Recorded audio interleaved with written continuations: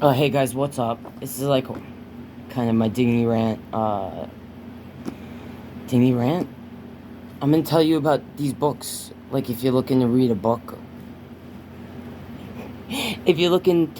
right? These are all like short reads, you know? They're not like super long or nothing. This is one book that I haven't read it recently, but I've read it like a million times because I'm weird like that. But it's called The Passion. It's by Jeanette Winterson. Um, she originally from. She has another book loosely based on her life called Oranges Are Not the Only Fruit. She's like a lesbian from Ireland or England. Or where the hell is she from? Anyway, this book is like beautiful. It's very poetic. Uh, just the way it's written. It's a love story, but like I don't know how to describe it. It's not like anything else I've ever read. The characters, to me, they're very it doesn't matter if, like, you're male or female, or, like, your sexuality, or, like, any of that. It's, like, for me, The Passion, it's titled this, because every character that you come across in this story, it's almost like you're given a blink into what that individual is driven by, or what this means to them, that word, you know? I don't want to, like, ruin anything.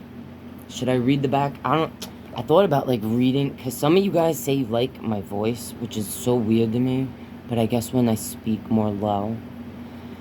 But, like, I mispronounce words. I can barely say, oh, lordy, it's Gordy or Jordy. I still don't know which one it is. And if you tell me, I'll just mess it up every time, because my brain... Anyway, but this is, like... Anyway, this is a short book. It's really beautiful. And if you're interested in things that are written, like, it's like poetry, it's achingly beautiful. You know, I don't want to give too much away. I'm not even gonna read the back. Google it if you're interested. All right, Jeanette Winterson, The Passion. And I'm reading this. So this is wacky, man. I mean, this is wacky too, and it's I don't know what kind of crap you're into, person who might watch this. So this has two stories in it.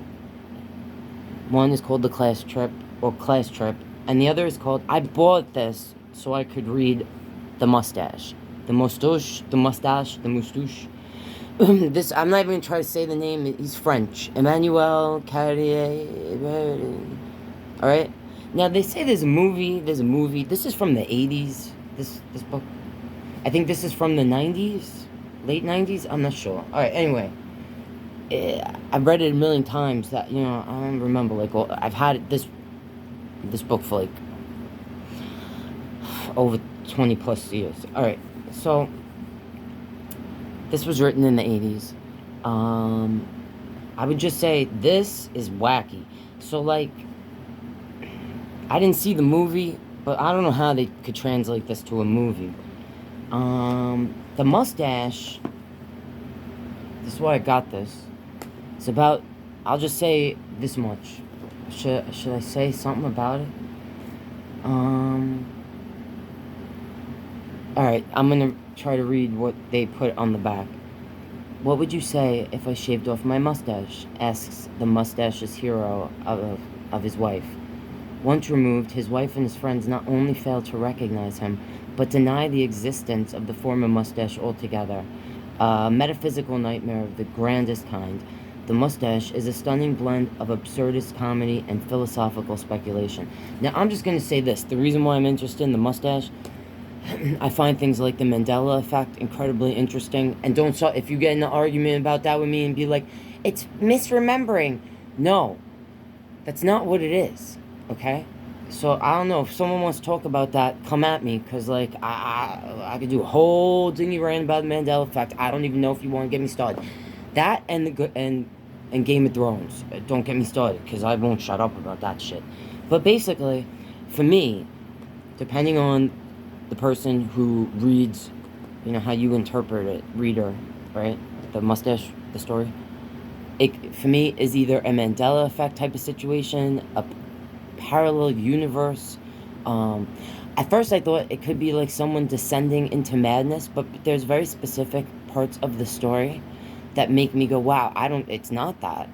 Because it's very easy to go, alright, this dude's going cuckoo. But it's very open. And I will say it's like a slow burn in the beginning, depending on what you're used to reading. But super interesting. And I'm not going to lie, I didn't finish the class trip yet, but I began it. And on the back, it says, in class trip, young Nicholas's vivid imagination gets the best of him when a boy disappears from a school excursion. What the youthful detective finds is even more What the youthful detective finds is even more terrifying than his wildest fantasies. Brought together in one volume, the piercing... Alright, so it's just laying it. Anyway, so it's like... Yeah. So that's what I'm reading, and I'm suggesting it to you. Although I will say this mustache, the way... It's very graphic. In general, and, like, intense. And... It's not for everyone. So you might want to... This one, though, you know, maybe more people will be open to this. This is, like, if the people that aren't scared by darker things. Although this could be considered dark, too, but the way I see things, I guess, is different. Like, you know, it's not a normal love story at all. Yeah, I guess these are both kind of dark things, depending on... I mean, I really like Alice in Wonderland. It's one of my favorite books, and to me that's not dark, but I guess to a lot of people that could... If you feel like Alice in Wonderland and Alice's Adventures Through the Looking Glass is dark, then these will be dark to you. Very... Alright, really dark. Alright guys, for your reading pleasure. Hey, yeah! Alright, let me know if you want me to try to read to you. Oh man, I should read some of this. This book is so beautiful. Oh, it's so beautiful. There's so many things I use. Where to underline something beautiful here. She laughed and said the Russians could hide under the snowflakes. Then she said, they're all different. Oh man, this book, you gotta read this book, guys. What? Snowflakes. Think of that. I did think of that, and I fell in love with her. When I said I was leaving that night, she asked if she could come with me. Can I help you? I would have taken her with me, even if she'd been lame. If you're both going, said Patrick, draining the last of his evil spirit, I'll come along too. I don't fancy it here here on my own. See, this is why I don't read, you guys. I'm bad at. I was taken aback and for a moment consumed with jealousy. Perhaps Patrick loved her. Perhaps she loved him. Love, in the middle of zero winter. What was I thinking? We packed the rest of her food and a good deal. Alright, I can't even... Anyway, this fucking book is so beautiful. I know I didn't really... Oh, I just got flashback of the zero... That's part of this... The third chapter is called The Zero Winter. Alright, it's beautiful. It's alright, love you guys. See you next time. Read. Do more reading. Turn off your TVs and read.